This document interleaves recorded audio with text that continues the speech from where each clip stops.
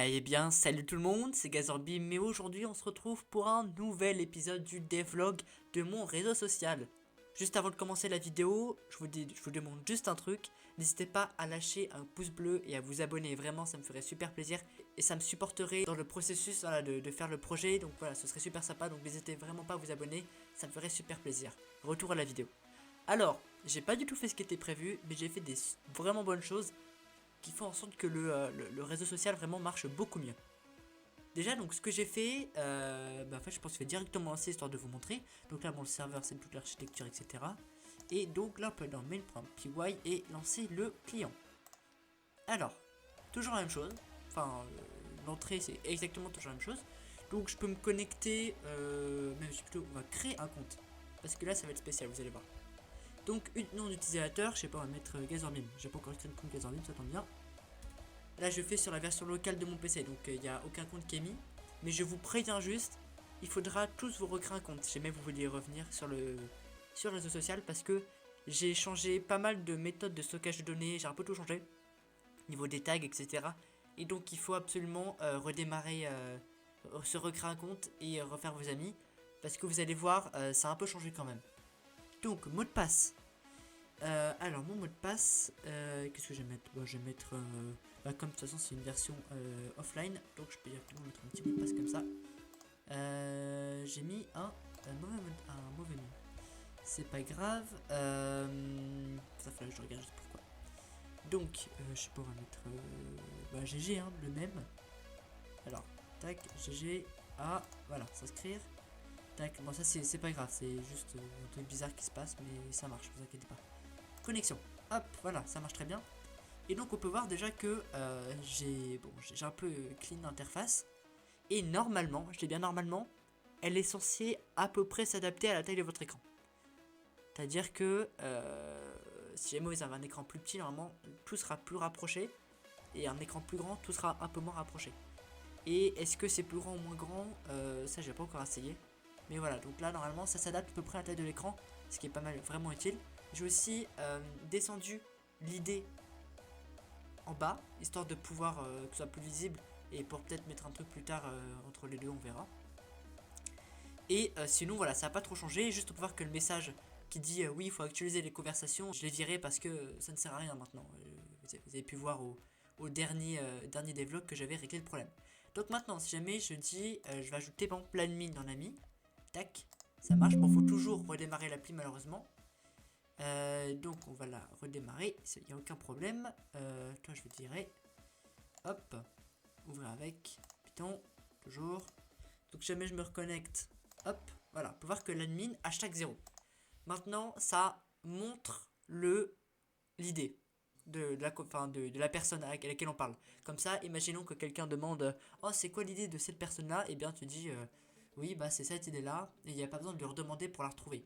Elle est directement fichée ici, ça je suis content, et quand il y a hashtag groupe ça veut dire que c'est un groupe, ok. Et maintenant l'idée elle est aléatoire, c'est à dire que c'est plus 0, 1, 2, 3, 4, 5, 6, 7, 8, 9, 10, voilà, etc. C'est aléatoire pour permettre qu'il n'y ait pas de target, ou par exemple qu'on n'ait pas à mettre oui bah écoutez j'ai mettre l'idée 5 parce que je sais que c'est quelqu'un. Non, maintenant l'idée elle est totalement aléatoire. J'ai envie de dire c'est plutôt pas mal, c'est plutôt pratique. Et voilà, et c'est à peu près tout ce que j'ai fait. Mais je suis content, j'ai bien clarifié mon code de mon côté, j'ai fait quelques petites optimisations, donc ça marche. Bon, c'est toujours instantané, hein, vous inquiétez pas. Là, on peut toujours écrire, la nuit peut toujours écrire, ça marche très bien. Voilà, c'est à peu près tout ce que je voulais vous dire. C'est à peu près tout, donc n'hésitez surtout pas à venir sur le réseau social, histoire de le tester un peu, comment ça marche, avec un ami et tout. Je veux juste aussi vous parler du fait que je sais pas si je vais pouvoir mettre un transfert de fichiers. Parce que le problème d'un transfert de fichiers, c'est qu'il faut pas mal de sécurité. Parce que en fait, ce qu'il va faire le client, c'est qu'il va recevoir des fichiers et après il devra les écrire sur le PC.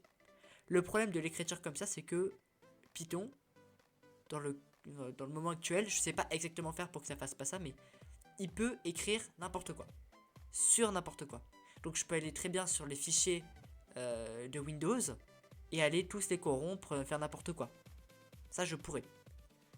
Et c'est pour ça que je ne veux pas utiliser cette fonction-là de Python. Je veux pas pouvoir écrire de messages sur un client, sauf si c'est vraiment sécurisé, afin que l'ordinateur puisse bien dire ok, c'est pas dangereux, c'est sécurisé, tout va bien. Parce que le problème que j'ai vu au premier devlog, il me semble, c'est que le PC voit que l'exécutable, pas le Python, l'exécutable, il est dangereux. C'est un virus parce que, il transfère des données vers une adresse IP un peu bizarre, et deux, il peut écrire des fichiers. Voilà, ça fait quand même un peu too much pour lui, et donc généralement il le bloque. C'est pour ça qu'il y a toute la procédure où il faut l'autoriser, etc. J'essaie petit à petit de résoudre ces problèmes, mais je sais pas si je pourrais au final quand même les résoudre vraiment en bout à bout, parce que l'IP sera toujours bizarre. Donc même si ça, elle est un peu protégée mon IP, mais voilà, c'est quand même un peu bizarre pour le PC de devoir se connecter à un truc qu'il n'a jamais vu, qui se connecte, enfin c'est pas Google, c'est pas Facebook, voilà, c'est juste mon PC, enfin, mon serveur. Donc c'est un peu bizarre, donc c'est compréhensible que le PC ne soit pas d'accord avec ça. Mais bon, voilà, juste pour vous dire que je vais peut-être essayer de régler ce problème, enfin je règle petit à petit ce problème. Déjà j'ai viré tout le système de notification parce que il y a des possibilités que ça gêne au niveau du PC, etc. Voilà, bah, j'ai fait pas mal de trucs et c'est à peu près tout ce que j'ai fait. Et voilà, donc si jamais vous avez des idées, des questions, etc., n'hésitez pas à me les mettre. Alors oui, je vais faire une demande si jamais vous avez des images à mettre. Des images, c'est-à-dire, en gros, si jamais vous pouvez faire en sorte que, vous voulez, je sais pas, que un autre fond, une autre couleur, etc., n'hésitez pas à me le demander. Peut-être même faire un système qui, tu lui mets une photo, et donc, et lui, il se dit, ok, eh bien, ça va être la photo de fond. Je peux même essayer de faire ça, si jamais ça vous chauffe, pourquoi pas, ce serait cool, et sinon, voilà. Bref, si jamais vous avez une quelconque idée, demandez-moi. Bon, tant que ça sort pas non plus du possible, parce que c'est Python, hein, c'est pas web ou voilà ce genre de choses. Mais bon, je suis quand même content de ce que j'ai réussi à faire un Python pour l'instant. Bref, sur ce, n'hésitez pas à lâcher un like, à vous abonner, à activer la cloche. Ça me ferait super plaisir, à commenter. Et sur ce, je vous dis salut tout le monde, c'était Kazorbim, à plus.